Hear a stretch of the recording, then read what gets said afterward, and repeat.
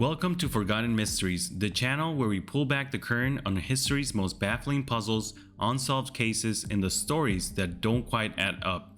Tonight, we are looking at an event that feels like a glitch in the Matrix.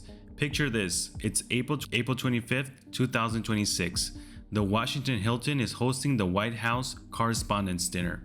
You have the president, the vice president, cabinet members, and top journalists all in one underground ballroom. It is supposed to be one of the most heavily guarded, impenetrable fortresses on the planet.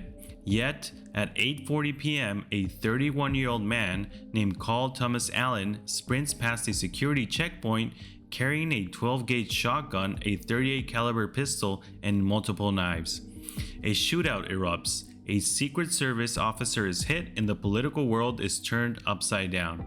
The official story calls it a terrifying close call by a lone wolf, but when you look at the gaping security holes, the suspicious timing, and how the government used this strategy to instantly push through massive, controversial projects, a darker picture emerges. Today, we are investigating a very controversial theory. Was the 2026 Correspondents Dinner attack allowed to happen, or even worse, staged? I can't wrap my head around how someone gets a shotgun within 100 feet of the president. We are told the Secret Service is the elite of the elite, yet this guy just ran right in.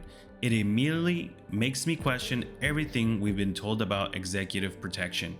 That massive blind spot brings us to a few things we really need to figure out together. Do you think it's actually possible for one man to accidentally bypass the best security in the world? Or does a breach like this point to someone on the inside looking the other way?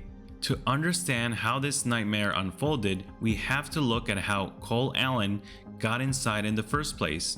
You see, he didn't just walk in from the street on the night of the dinner. He used a massive blind spot in the hotel's security plan. The Washington Hilton is unique. It has a super secure underground level built specifically for the president, complete with its own escape routes. But on the upper floors, it's just a regular hotel. Allen booked a room weeks in advance and checked in on April the 24th, a full day before the dinner. By legally becoming a hotel guest, he completely bypassed the bomb-sniffing dogs, the street barricades, and the outer rings of security. He was already inside the castle before they even raised the drawbridge. This is the first massive red flag for me. How does the Secret Service secure the basement but leave the roof open? It seems incredibly reckless. It's like locking your front door but leaving all the first floor windows wide open. This leads me to ask you guys at home about how you view these obvious security flaws. Why wouldn't the Secret Service lock down the entire hotel for an event this big? Do you think this was a simple oversight or a deliberate softening of the perimeter? If you were planning security, would you let regular guests stay right above the president? At exactly 8:40 p.m., Allen made his move. He didn't sneak, he sprinted. Surveillance footage shows him running at about 9 miles per hour down an open corridor on the terrace level, right through a metal detector. Now, in standard security design, you are supposed to use what's called serpentine barricades, those zigzagging ropes or barriers that force people to slow down.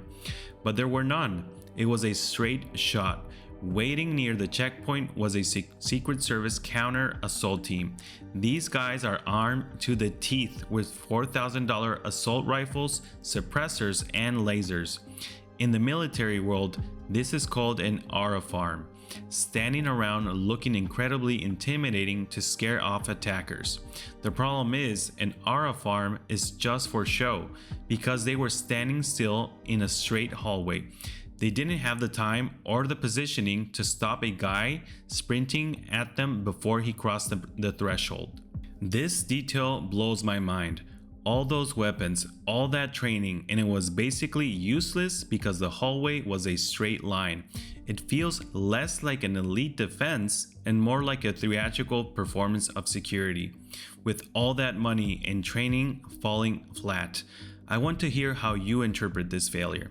Do you think the lack of barricades was just lazy planning, or does the reliance on looking scary rather than being tactical suggest the security was designed to fail? When the gunfire finally echoed through the hotel, the reaction of the Secret Service immediately fueled the fire of conspiracy theorists. Video from inside the dinner shows that the second the first shot rang out, Vice President J.D. Vance was practically tackled and rushed off the stage.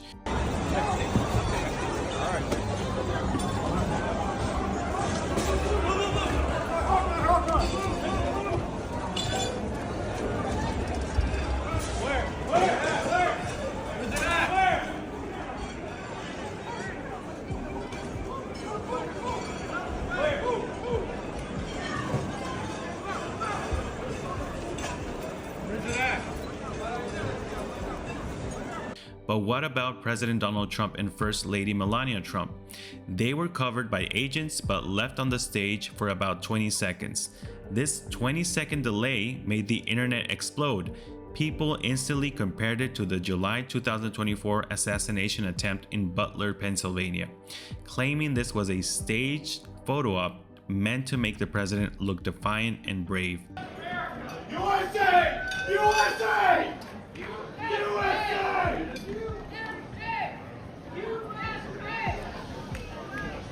The official explanation is that you can't blindly move the president until you know the escape route isn't a trap.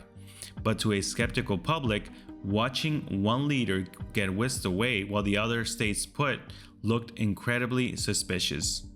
I have to admit, watching the footage is jarring. The tactical explanation makes sense on paper. You don't run into a secondary ambush. But visually, it looks entirely like a movie scene designed for maximum drama. Those visuals are powerful. Do you buy the Secret Service's explanation that the 20-second delay was a tactical necessity? Does the visual similarity to the 2024 Butler shooting make you more or less suspicious? Could optics actually take priority over safety in modern politics?